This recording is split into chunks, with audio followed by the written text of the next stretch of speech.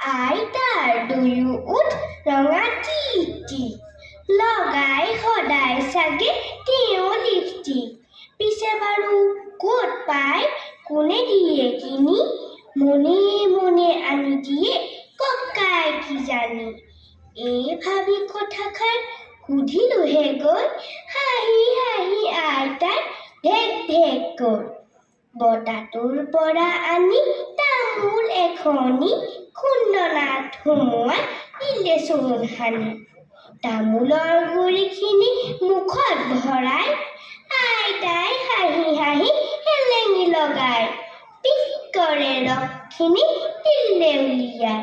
দেখি মই হতবাক কিনো কথা পাই